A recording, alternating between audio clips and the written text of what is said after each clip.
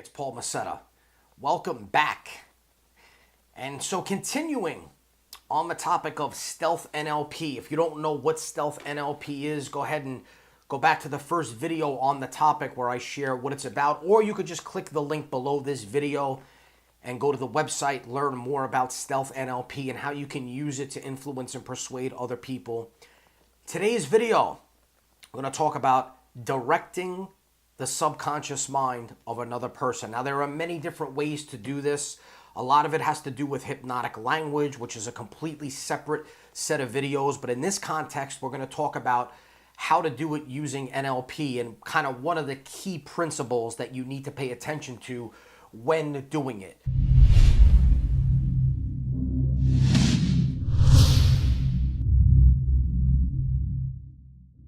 So the first thing is, as I said in an earlier video, you have to be fully aware of the ideal outcome that you want from the situation before you even go into it.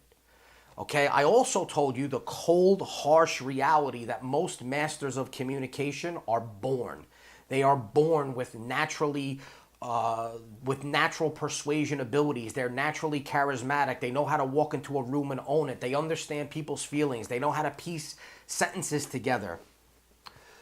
They're very fluid with their speech. They're very articulate. But if that's not you, then you just have to learn it like a skill, like anything else. And so those people can do a lot of this stuff unconsciously without really even thinking about it. For the rest of the world that has to learn persuasion as a skill, you have to consciously think about this stuff. You can't just walk into a conversation and wing it every time, right? Michael Jordan can walk onto a basketball field, a basketball court and wing it because he's that good. But somebody like myself, I got to practice every single day to even hit one basket. So again, you have to go into the situation knowing the ideal outcome. An interaction that doesn't have an ideal outcome at the center is basically directionless. You can't really wing the conversation, again, if you're not an expert.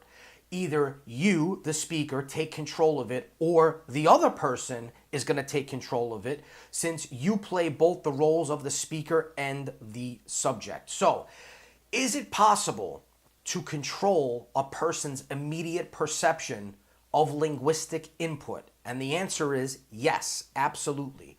You have to remember only one thing when it comes to this. The subconscious mind, which makes up the majority of the other person's imagination, is unable to comprehend things in the negative. So what does this mean?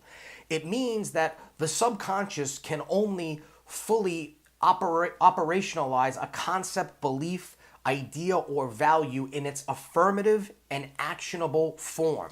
So what that means is that when a person thinks of something, they do so in a way that portrays an event that has already come to pass, and then they focus on that event continually.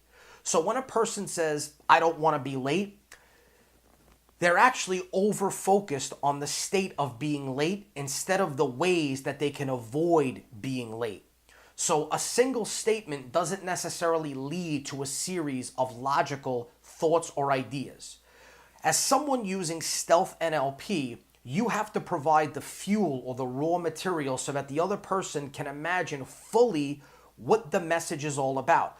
But you have to be careful not to implant negative states in them accidentally.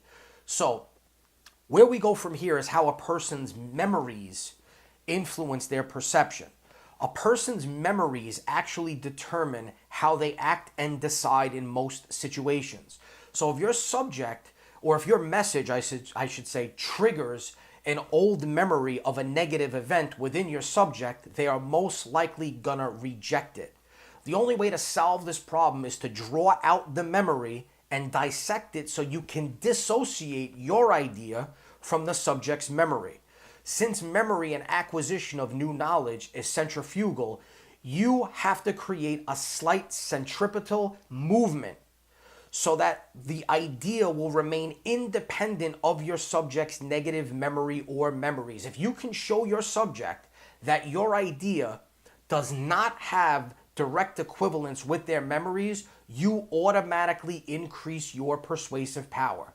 This is one link that definitely has to be broken in order for the interaction to succeed. Now, I know that that sounds like a lot, and it sounds like it could be confusing, but really what it is one of the reasons why a person may say no to you or reject your idea is simply because they are associating your idea with a memory of a negative experience that they've had in the past. And it's your idea to identify that link or that relationship that they're forming, and then you have to just basically break that link or show the person why what you're talking about this time is different than what they experienced in the past. And you can do that using, here's a bonus for you, you could do that using a certain hypnotic language pattern where you redirect them. So the redirect pattern works like this. You basically take the person from where they are currently in their state of mind and you redirect them somewhere else.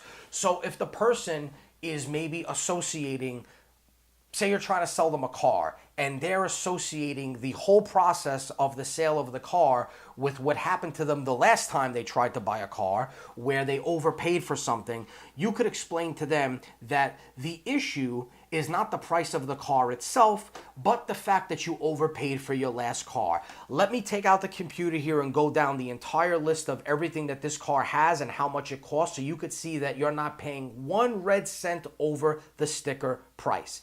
That immediately will break the connection that the person is having to their previous experience. Now, if you enjoyed this video, you can learn a ton more techniques just like this in my brand new course, Stealth NLP.